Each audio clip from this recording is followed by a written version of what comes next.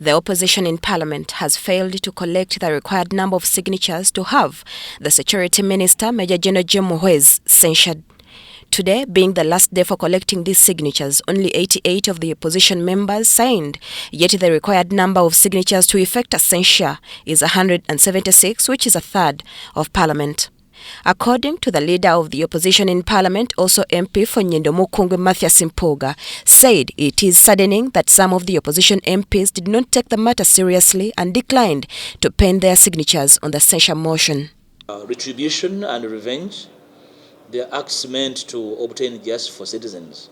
And therefore, if members of Parliament do not feel inclined to do that, it probably should go down as an abdication of responsibility to citizens. And therefore, the disappointment would have arisen if there was a matter for which I was pursuing a vindication.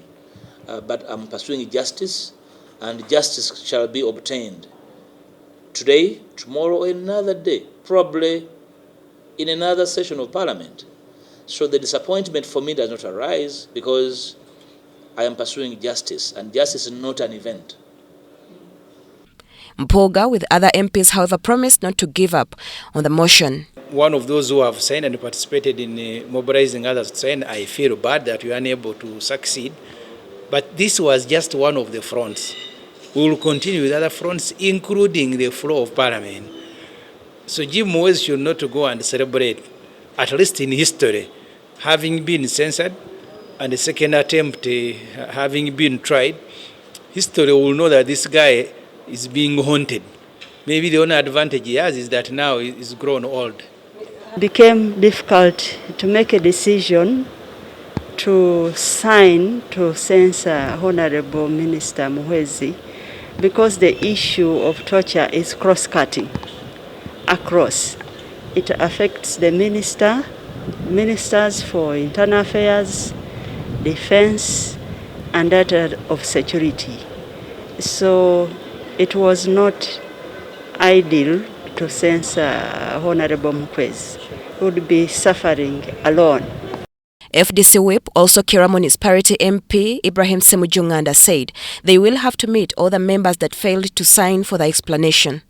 We will go and ask ourselves, because first of all, today I haven't known who has signed and who hasn't. But when we finish the auditing, we will ask our colleagues to tell us why didn't they sign. Because this matter, I thought all the opposition will sign without explanation, and those in NRM who think torture must end will also sign. But I think the level of intimidation and bribery stopped NRM as expected. I am only surprised that my colleagues within the opposition, some of them did not sign.